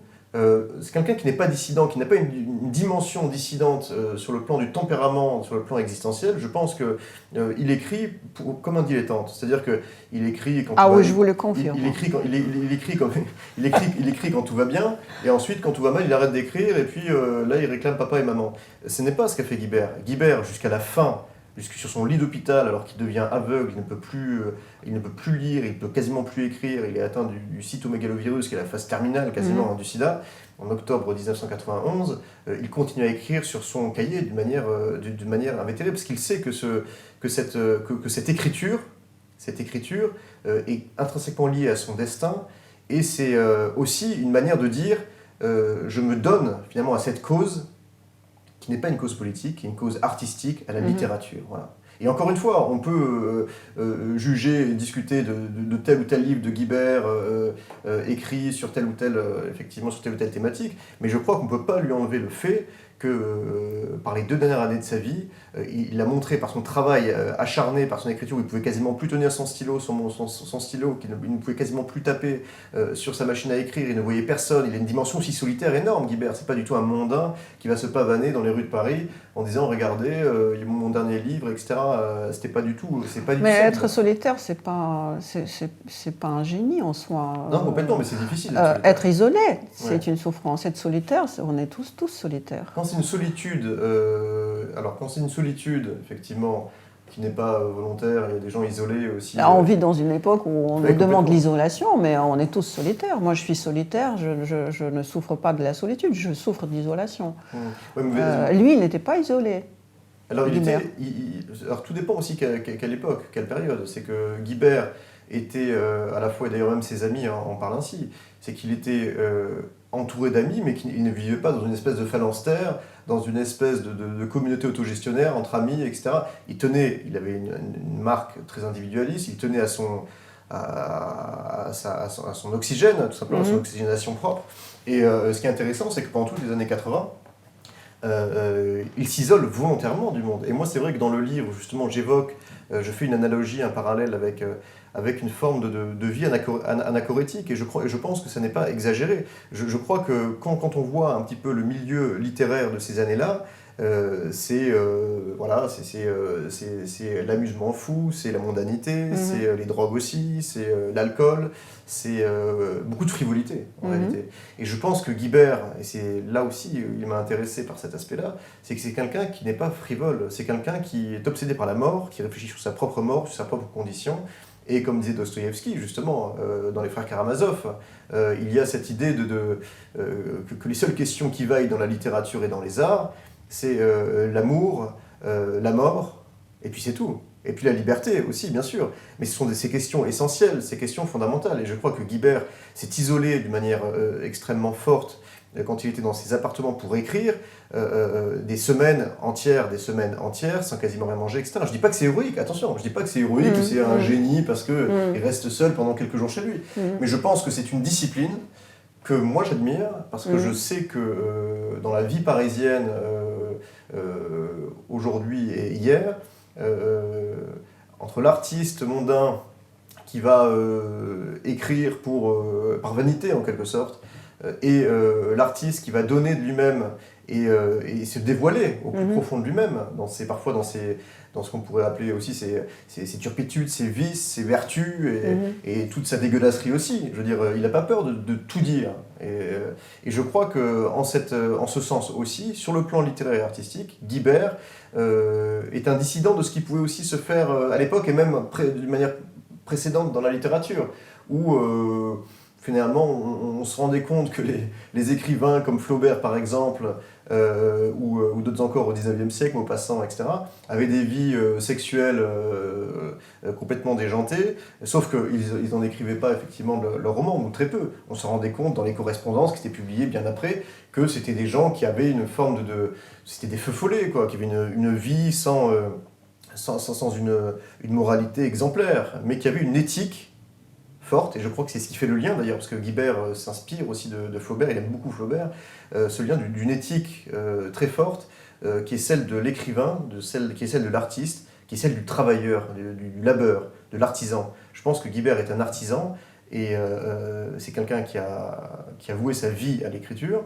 et en ce sens, je pense que moi je le qualifie, effectivement, on pourrait lui donner d'autres qualificatifs. C'est pas un qualificatif obligatoire. Là encore, c'est une question de définition, le terme de dissident. Pas un dissident russe, certainement pas, mais un dissident par rapport à l'époque, on va dire, contemporaine, et aujourd'hui, je veux dire même Guibert, par rapport à certains de ses livres, par leur crudité, par l'audace qu'il a d'évoquer tel ou tel sujet, par rapport à l'enfance, par rapport à d'autres sujets encore, il serait effectivement victime du couperet de la cancel culture sur certains de ses livres, c'est une certitude. Alors que, et c'est tout le paradoxe d'ailleurs de Guibert, c'est que comme il est défendu aussi par un milieu artistique, et tant mieux, par aussi effectivement un milieu aussi homosexuel, la communauté homosexuelle, certains militants, etc., le défendent et tout ça, et tant mieux aussi. Sauf que Guibert est plus que ça en réalité. Guibert a une œuvre complexe, une œuvre conséquente, et qui ne peut être reprise d'ailleurs par personne, mais qui aujourd'hui est dissidente parce qu'elle fait, comment dirais-je, elle est un peu en dissonance avec cette espèce de moraline, d'inquisition permanente qui touche aujourd'hui la littérature et les arts dans le monde, je crois, surtout qui nous vient d'outre-Atlantique, des États-Unis, et qui touche aujourd'hui la France. Et je crois qu'il y a une audace qui mérite d'être soulevée. Je vous écoute, pas convaincu, mais c'est pour ça que j'édite ces livres avec celui qui a proposé cette série, Guillaume de Sade, parce que je veux comprendre où est passée la dissidence en Europe. Et je ne suis pas convaincu pour le moment. Vous dites qu'il est artisan, mais artisan ne veut pas dire artiste. Artisan, c'est un peu le prolétariat de l'art. Artisan, c'est aussi quelque chose de très précis, si je comprends bien. J'ai lu évidemment le livre de Guibert, Le Chapeau Rouge, parce que ça parle de la Russie. J'étais sidérée par... c'est même pas les fautes. C'est pas comme ça que je définis ça. C'est le mépris pour les détails. C'est comme si j'écrivais un roman et je disais... j'étais dans le quartier de la Croix-Rousse, non loin de la Tour Eiffel, où je buvais le Beaujolais nouveau du matin au soir. Après quoi, je suis allée au théâtre... Donnez-moi le nom d'un théâtre à Marseille. À Marseille c'est une autre question. Bon, un théâtre au Marseille. Le théâtre de la Bonne Mère, par exemple. Voilà, théâtre de la Bonne Mère. Enfin, c'est comme ça qu'il écrit la Russie. C'est-à-dire qu'il confond tout, il confond toutes les villes, tous les noms, et finalement, tout le monde boit de la vodka du matin au soir. Mais c'est quoi ces daubes? Mais pourquoi écrit-il? Vous dites qu'il travaille terriblement beaucoup, mais j'ai envie de dire, mais faudrait qu'il s'arrête, parce que si c'est pour écrire des choses qui n'apprennent rien, qui n'expliquent rien, je veux dire, tant pis. Si un artisan fait des choses qui sont mauvaises, à quoi bon les vendre? C'est ça qui me dérange. Et je voudrais vous poser une autre question. Vous êtes par ailleurs directeur ou fondateur oui. de la revue Raskar Kapak. C'est ça, littéraire, qui m'intéresse beaucoup aussi, parce que cette revue littéraire est à la recherche de la marginalité aussi. Et votre livre, c'est peut-être la prolongation de votre travail dans cette revue littéraire. Et vous dites... j'ai vu dans une des interviews, vous dites que vos auteurs que vous défendez dans cette revue sont souvent des auteurs morts, parce que ce n'est pas de votre faute que les nouveaux ne sont pas originaux. Je le comprends, parce que je suis éditrice aussi, et je peine à trouver des bons auteurs russes contemporains. S'il n'y a pas de talent parmi les vivants, est-ce que c'est une raison... Non, mais peu. Est-ce que ça donne une raison pour faire des morts, des génies automatiquement? Non, certainement pas. Non, absolument pas. Il n'y a pas d'automaticité. C'est pas parce qu'ils sont morts qu'ils sont géniaux. Et même, je vais aller plus loin. C'est que c'est pas parce qu'ils sont suicidés. Parce que c'est vrai que nous, on a une tendance justement qui pousse, non pas tous les artistes au suicide, mais du moins qui interroge. C'est vrai que par cet acte extrêmement fort, qui est sa propre mise à mort, quand même. Cela dit, l'euthanasie devient à la mode, donc peut-être que bientôt ça va être has-been de se donner la mort. Oui, tellement ça va devenir commun. Non, peut-être, mais je pense que malgré tout, entre celui qui dit que l'euthanasie c'est super, etc., voilà, et celui qui va orchestrer, si je puis dire, son suicide, qui va se suicider en toute conscience, il y a un monde entre la frivolité là aussi du langage, etc., militante, et celui qui va vraiment le faire. Il y a quand même quelque chose qui change. Mais non, du tout. C'est pas parce que les artistes meurent, sont morts ou même sont morts prématurément qu'ils sont des génies. Il y a des artistes qui sont morts jeunes d'une manière évidente et des écrivains qui sont morts jeunes, et peut-être tant mieux si on peut dire pour la littérature et pour les arts.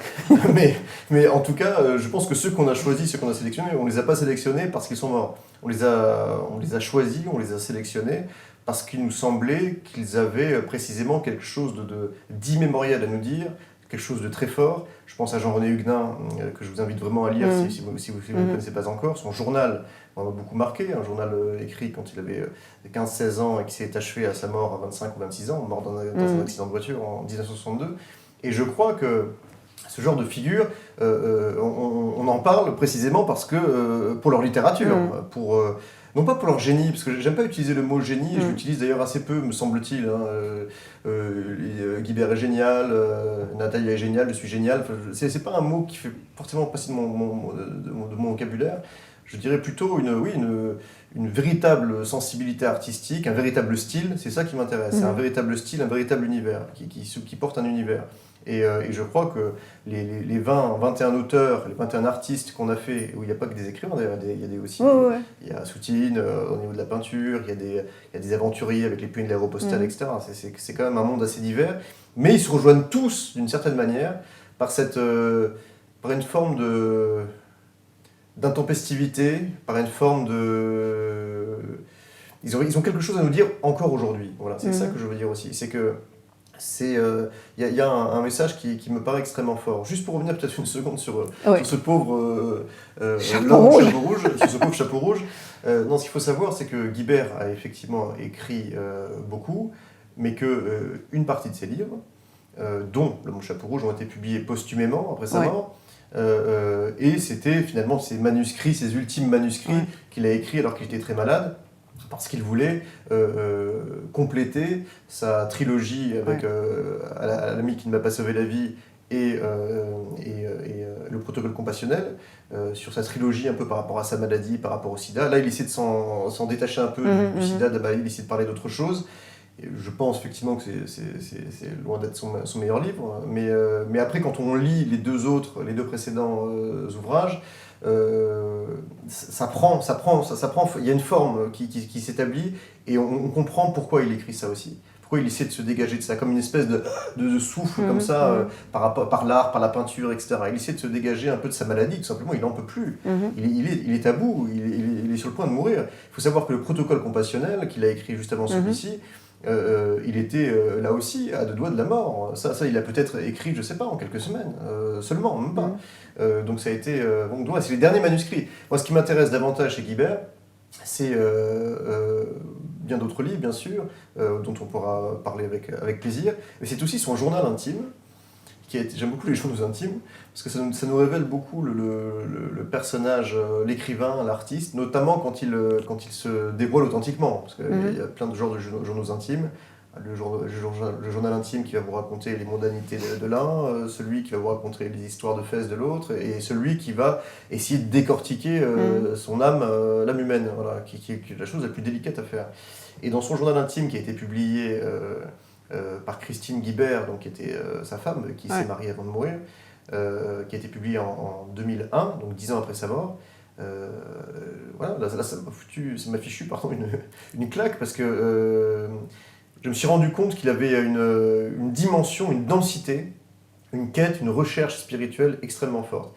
Et c'est d'ailleurs la raison pour laquelle aussi j'ai voulu m'intéresser à Hervé Guibert, c'est qu'on le présente beaucoup comme une icône gay, etc., alors qu'en fait il est l'icône déjà de tous, et puis surtout je dirais qu'il fait de...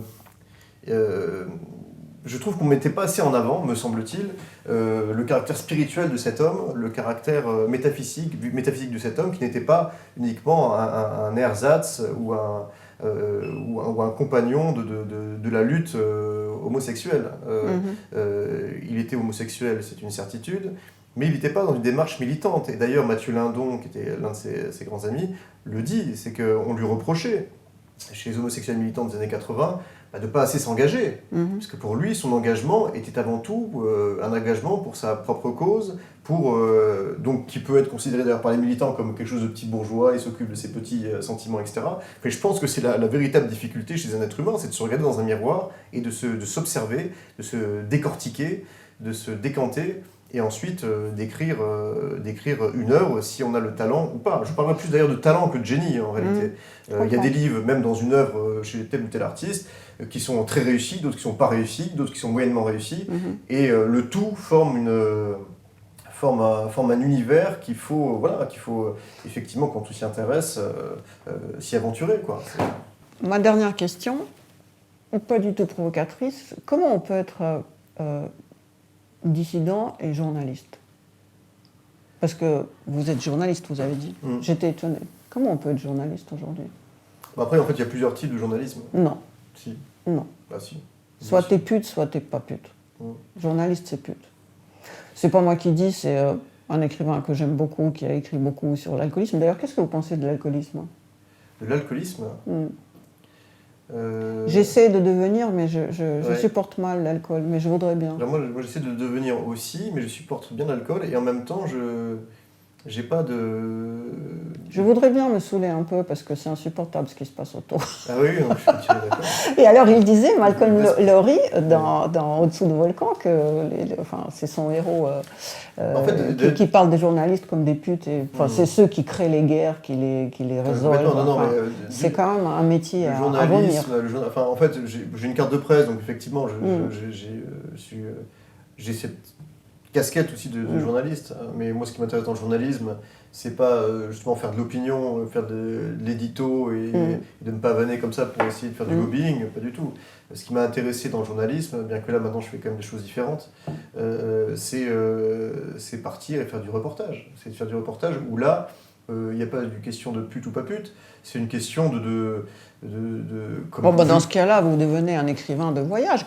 D'ailleurs, il y a un écrivain chez vous. Vous pouvez m'organiser un rendez-vous avec lui, s'il vous plaît. C'est celui qui fait du sport avec un nom imprononçable en français. Je le prononce en russe.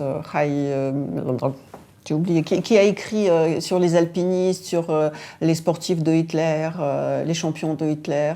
Il est parmi vos auteurs, non? Oui, c'est possible. Mince, comment il s'appelle Emmerman. Oui. Vous pouvez devenir... Mais lui, il est journaliste aussi? Il est considéré comme journaliste? Lui, il est considéré. Il est journaliste, mais après, vous savez, c'est un truc aussi très français d'avoir surtout pas mal de casquettes, surtout dans le milieu éditorial, où Benoît Emmerman, par exemple, il a été 40 ans à l'équipe, mais c'était un journalisme sportif. Je veux dire, c'est pas une question de pute ou pas pute. Ouais, c'est drôle, parce que pour moi, c'était un écrivain. Mais c'est comme Serge Chalandon, par exemple. Serge Chalandon, il a écrit 2 livres très beaux sur l'Irlande du Nord, etc. Et il est journaliste au Canard enchaîné. Donc, et moi, sa casquette de journaliste ne m'intéresse pas, sa casquette d'écrivain m'intéresse beaucoup. Benoît Emmerman est biographe de Tabarly, et quelqu'un qui a fait des très beaux livres sur l'aéropostale, sur les marins, sur tout ça, etc. Et par ailleurs, voilà, il a fait du... mais comme Antoine Blondin, on parlait d'alcoolisme, qui est un alcoolique notoire, et qui, même sa dernière femme, a voulu le sauver de l'alcoolisme, et finalement est devenue alcoolique elle-même et est morte avant lui, je crois. Non mais l'alcoolisme, l'alcool, c'est un sujet qui me préoccupe beaucoup, parce que je ne peux pas passer du coq à l'âne comme ça, mais c'est vraiment intéressant. Antoine Blondin, il a été journaliste, pareil, pour l'équipe, pour suivre le Tour de France. Et en même temps, il a écrit un Saint-Jean-d'hiver, il a écrit L'Humeur vagabonde, il a écrit des livres fabuleux. Il y a toujours un passage, mais même Guibert, il a écrit dans Le Monde, des tribunes, etc. Et après, on essaie d'avoir, disons, le plus de liberté possible dans notre capacité d'écriture, parce que aussi, ça peut rapporter un peu d'argent, aussi, vous avez raison. On peut devenir, je ne sais pas, un gardien d'une usine, c'est plus noble que... Mais après, oui, journaliste... que d'avoir la carte de presse. Je sais pas, il y a quelque chose dans la carte de presse qui est... Mais il y a ce mot de Nietzsche que j'aime beaucoup, parce que c'est vrai que moi, je ne dis pas ça parce que vous me dites ça, parce que dans ce cas, je serais une vraie pute. Mais à changer ma casaque toutes les 5 minutes. Mais Nietzsche disait « Encore un siècle de journalisme et les mots purons ». Et je pense que, je suis entièrement d'accord avec ça, c'est que je pense que le journalisme aujourd'hui, quand on voit tous les salopards qui en plus qui prétendent nous asséner la vérité en permanence, c'est ça qui est insupportable en fait, c'est cette espèce de prétention, de snobisme prétentieux de la part de ces journalistes qui écrivent avec des mots, d'ailleurs ils utilisent toujours ces mots de nauséabond, ceci, cela, toujours des mots moraux, toujours des mots, etc. C'est extrêmement emmerdant, mais je ne suis pas du tout, moi quand je pense aux journalistes, je pense à Joseph Kessel, je pense à Tintin, je pense à tout ça, je pense à ces figures-là, pas du tout à ce journalisme rédactionnel de merdeux, ça je m'en départis complètement, et je ne suis pas du tout d'ailleurs lié à ce milieu-là. J'aurais pu entrer dans ce milieu-là de manière plus conséquente, mais je m'en suis écarté pour m'approcher de gens, de doudingues qui aujourd'hui constituent mon entourage et mes amis. Mais il n'y a pas un journaliste dans mes amis, par exemple, vous voyez ce que je veux dire Je vois. Bah, je fais connaissance avec quelqu'un qui peut devenir mon ami, même si j'ai l'âge de votre mère, mais qui sait.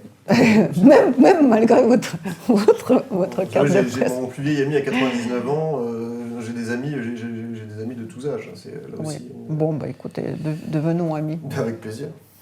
On a tout dit ? Oui, mais sur l'alcoolisme, peut-être, il y a un mot à dire. Dites. C'est que je suis toujours exaspéré. Le dernier pour la route. C'est ça. Je suis toujours exaspéré, mais toujours par cette espèce de période contemporaine, de moraline permanente, toujours quand on pense le mot de Nietzsche.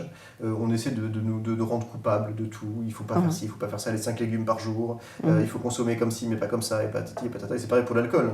On vous dit, ça me fait rire parce que parfois je regarde sur internet, puis, alors quels sont les critères pour déterminer l'alcoolisme? Et puis du coup je regarde, puis ils disent 1 verre d'alcool par jour. Je veux dire, moi je suis à bien plus que ça. Je veux dire, et pourtant j'arrive pas avec mes lèvres noires comme ça à me rouler par terre.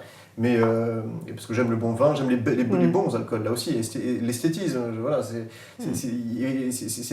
là où il y a alcoolisme et alcoolisme. Non, un vrai alcoolisme, il n'est quand même pas esthétique. Hein. Mais complètement. Moi, j'en connais quelque chose. Complètement. Mais je suis entourée par les alcooliques. Non, mais maintenant, avec mon âge, parce que toujours j'ai lutté comme cette bonne femme qui voulait sauver son mari. Le truc, c'est qu'aujourd'hui, je pense que les mecs avaient raison. Les mecs avaient raison, parce que c'est la seule solution, je pense. Sinon, c'est insupportable. Ah oui, c'est sûr. Non, mais l'alcoolisme notoire et maladif, c'est terrible. Et j'en ai connu aussi, mais des gens plus âgés que moi. Mais après, dans mes amis, nous, on boit beaucoup, mais c'est différent. Enfin, je veux dire, il n'y a pas ce... Après, c'est vrai que la fraction, parfois, peut se faire d'une manière... Il y a une porosité à un moment, c'est sûr. Mais tant qu'on reste dans une dégustation de bons vins, de belles choses, etc., même si elles sont beaucoup trop excessives selon le rapport de l'OMS ou je ne sais quoi, mais ça n'a complètement rien à cirer. Je veux dire, c'est pas parce que je tremble, est-ce que je tremble pas, etc. Je bois, je sais pas, de la bière, pas beaucoup de bière d'ailleurs, plutôt du vin, des bons vins, je peux boire une bouteille de vin par jour, pas tout seul, mais au moins à deux, etc., avec des bons whisky, du bon rhum, je